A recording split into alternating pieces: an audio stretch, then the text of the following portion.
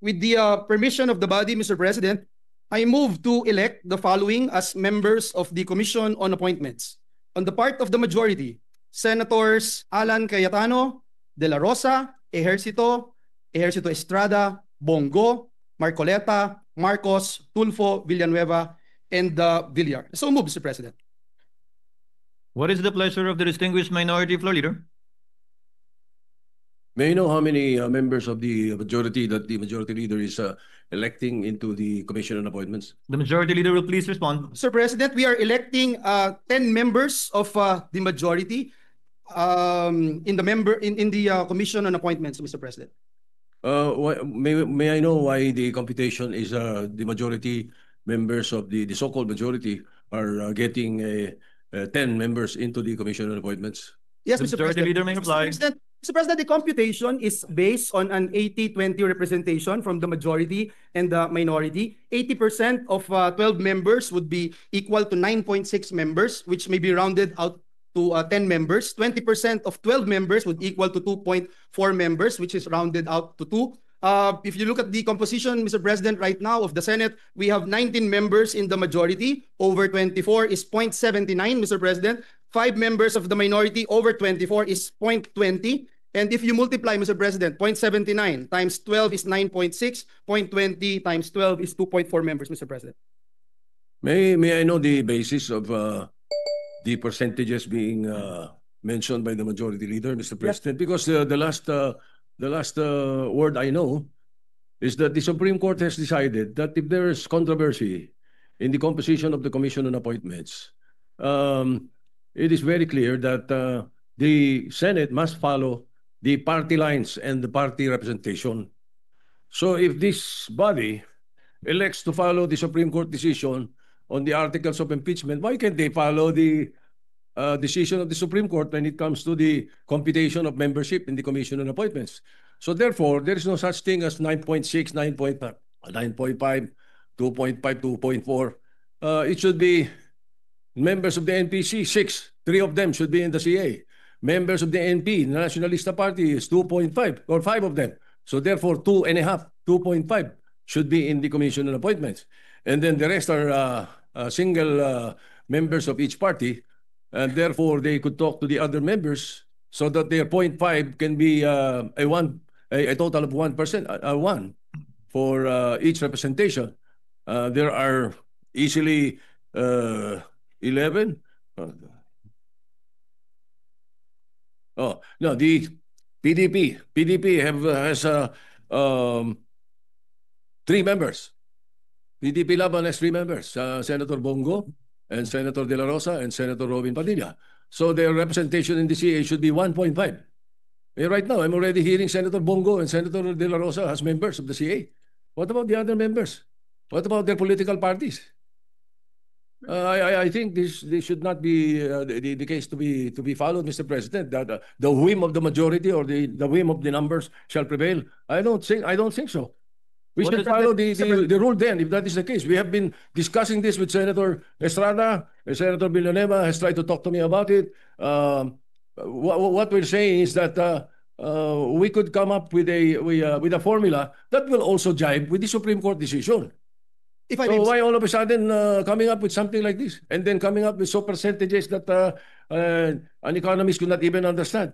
Mr. President, if I may. Before recognizing the Honorable Zubiri, Chair would like to recognize first the majority floor leader. Thank you very much, Mr. President. Mr. President, we put on record that we submit to the statements made by our minority leader that it should be based from the Supreme Court's decisions, Mr. President. May I quote, Mr. President, in Coseteng versus Mitra, the Supreme Court noted that the House membership was based on 80-20 representation. Almost the same, Mr. President, as what we mentioned earlier after rounding up the proportional representation of the LDP members comprising the majority during that time, Mr. President. Let me quote, Mr. President, the decision.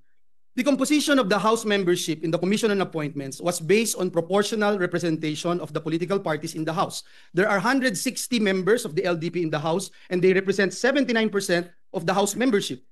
80% of 12 members in the Commission on Appointments would equal 9.6 members, which may be rounded out to 10 from the LDP. Mr. President, noting, Mr. President, in the recent Congresses, membership in the CA has not been based on representation of political parties, but rather on proportional representation. And in this case, Mr. President, we computed, Mr. President, the members of the majority and the minority bloc in the Senate. Also, Mr. President, let me point out, in the same formula the Supreme Court cited in its decision, Gingona versus Gonzales, the practice of rounding off that has not been consistently followed in the 15th and the 19th Congress. Mr. President, in the same Supreme Court decision, the SC explicitly mentioned it is also a fact accepted by all such parties that each of them is entitled to a fractional membership on the basis of the rule on proportional representation of each of the political parties or coalition, Mr. President. So, Mr. President, if the question is every senator would have a 0.5 fractional membership, the senator does not actually hold that 0.5 fractional membership, Mr. President. Ang may-ari po nito ay yung koalisyon. Ito pong sinasamahan niya na bloke. And that's why, Mr. President, if the question is whether or not a senator from the majority bloc, for instance, would give up his or her fractional membership to another party, it cannot be done, Mr. President, as the proportional allocation of seats belongs to, again, to the party, coalition, or bloc, and not the senators themselves. And the Supreme Court is very clear that a senator is not ipso facto entitled to a CA seat. I submit, Mr. President, and lastly, Mr. President, again, may I be allowed to mention this, in the Gingona resolution issued by the Supreme Court, let me quote, respondents, however, accepted the fact that for the purpose of determining the proportional representatives of each political party to the Commission on Appointments, the basis thereof, Mr. President, the basis thereof is the actual number of members of each political party at the time of election of the members of the Commission on Appointments in the Senate. And that's why, Mr. President, even though this representation is moving for this particular motion, Mr. President, this representation would submit to the wisdom, a collective wisdom of the members of this institution. I submit, Mr. President. Senator Zubiri is recognized for his interjection. Thank you, Mr. President. Mr. President, with due respect to the majority leader, usually, if it's not political party that makes a decision for us on who will be heading this commission appointments, we usually look for partners. We've been doing that since 2007. Mr. President, I remember in 2016, my partner was Senator Richard Gordon. And he allowed me to take my seat in the CA actually for almost 2 terms, or two congresses, which is the 6th, 17th, and 18th congresses. And may kahati po ako, kaya 0.5 kami. He could have taken the first 1.5 years and I could have taken the second 1.5 years. But what he did is he gave it to me, hindi na siya umupo sa kanyang position or karapatan bilang CA member. Kaya dito lumalabas, mga kababayan, no, sa ating Senate President, may ka-partner po tayo. So that's why we computed it at 9.5 and 2.5. That's also the right of the minority to have the 0.5 seat. Kaya nga sabi ko nga, Mr. President, maybe if we cannot get ourselves from that deadlock that there's a 0.5 seat, but we must at least recognize that the minority has the 0.5 seat. I mean, schematics lang yan eh. 0.4 yung sa majority, 0.6. Pero sa totoo yan, 0.5 yan, kalahati-kalahati yan, Mr. President. Because we share our seat with another member. That's how it is. That's the tradition. I know Senator Jinggoy is familiar with that. The Senate President is familiar with that. We just look for partners. In the time when I was Senate President, Your Honor, the Senate President, I gave my share actually to the Senate President, to Senator Chis Escudero, so that he'll have a full membership of the CA. Kasi kalahati ko siya. Wala akong kahati dahil ako yung presiding officer ng CA. So yung punto ko po dyan, Mr. President, kawawa naman yung 0.5 seat ng minority. 0.5 na lang nga, tatanggalin nyo pa at ibibigay nyo pa sa iba. Papayag kami na may kahati po kami sa majority. Yung minority sana, pabigyan na makaupo din. Whether it's the first half or the second half of the 20th Congress. But that would have been the more ideal situation, Mr. President. Na kung gusto nyo, ako pumapayag nga ako, mag-toss coin na lang. Para sa ganun, sinong uupo sa majority, sinong uupo sa minority sa first half and second half. But really, hindi natin matanggal na meron talagang kahati kami doon sa posisyon na yan. Dati, nung panahon ni Senator, when I was Senate President, walang problema yung minority dahil dalawa lang po sila, Mr. President. So obviously, it was either Senator Coco or Senator Risa. Pero ito 5 po kami. So kung 5 po kami, that entitles us to about 2.5 seats in the CA. So yan lang pong apela natin, by tradition, we don't have any problem like this. Because naghahanap po tayo na kahati. Kung wala po tayong kahati, di toss coin na lang po yung kalahati. Sinong upo muna at sinong upo huli. Pero you cannot rob us from that 0.5 right of us to be able to sit in the Commission on Appointments. Mr. President. Noted. With the permission of the minority leader, I'm sorry I took his time. The remarks of the gentleman is noted. Mr. President. The minority leader is recognized. Thank you, Mr. President. We were expecting at least some kind of cooperation or acknowledgement of the members of the minority before the majority leader all of a sudden stands up. The members of the majority have been talking to us. Nakikipag-usap. Kanina lang kinausap kami ng President Pro Tem. Ngayon biglang titindig itong majority leader na biglang he will be ramming down our throats. 10 members of the majority all of a sudden. We're expecting more cooperation and more better treatment for the minority because we're trying to our best to treat you as well because we can make it harder for you if this is what you want. Kaya we were expecting, something better. Konting pakisamahan naman dito. It's been that way since before.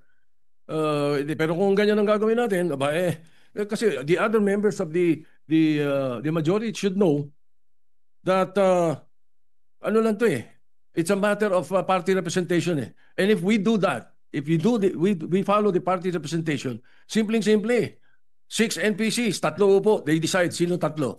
5 ang Nationalista Party, 2.5. So may bakanting 0.5.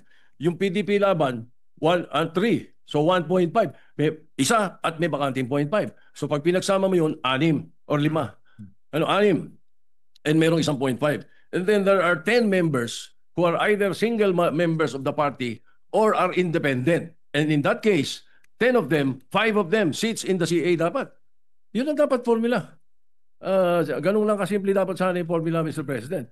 Kung hindi naman, andun yung alternative formula which is majority-minority, okay. Pero we were expecting, the simple respect to the members of the minority na kinakausap naman kami. Hindi kami salimpusa dito. We can make this easy for you and we can make it also difficult for you. We leave it up to you, Mr. President. My objection stands. I don't think we should continue with the election until we have discussed this properly, Mr. President. Mr. President, if I may, Mr. President. Thank you, Mr. President. Mr. President, God is my witness. And we have been talking to the members of the minority. The minority leader even mentioned that we were talking to him, Mr. President, and the members of the minority. Senator Mig Zubiri, Senator Lauren Legarda is also aware of this for quite some time. Before the lull, Mr. President, during the order of business, our Senate President Pro Temp again reiterated our request and our intention to actually move for this motion because, Mr. President, under the Constitution, the CEA shall be constituted within 30 days after the Senate and the HOR shall have been organized with the election of the Senate President and the Speaker of the House. The Senate was organized, Mr. President, July 28. Therefore, Mr. President, the Commission on Appointments must be constituted not later than August 27. And that's next week, Mr. President, and we still have to issue notices, etc. Now, Mr. President, on the statements, and I sincerely respect our former Senate President, Mig Zubiri. Mr. President, let me just point out, Mr. President, no one's robbing of anything because we're doing this on the basis of the Supreme Court decisions, Mr. President. Mr. President, and if I may again, Mr. President, it is submitted, if the tradition, Mr. President, the concern here now, Mr. President, is can tradition on informal agreements between senators be cited in determining how many members from the majority and the minority blocks will be represented in the CA. Mr. President, again, this representation submits that we stick to the established mathematical formula and the use of Supreme Court decisions as guidance, Mr. President. Kaya po nagbigay sila ng decision so that we can be guided accordingly in determining the proportional representation in the CA. In the SC resolution, again, Mr. President, on Gingona versus Gonzales, the court said, no practice or tradition established by a mere tolerance can, without judicial acquiescence, ripen into a doctrine of practical construction of the fundamental law. In the same decision, Mr. President, in the Gingona resolution, it also states, who decides the question of proportionality, Mr. President? Who decides? The power to choose who among them will sit as members of the Commission on Appointments belong to the Senate, Mr. President. And that's why,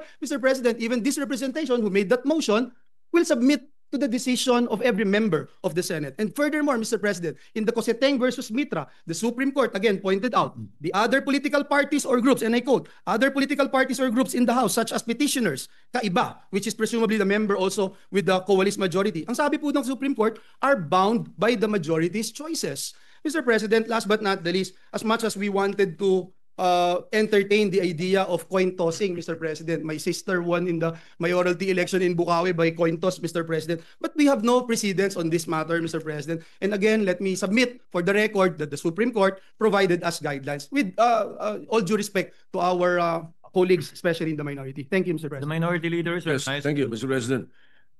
the Gingona versus Gonzales issue should be the prevailing, not the Mitra or Cositeng versus Mitra, as mentioned earlier by the majority leader.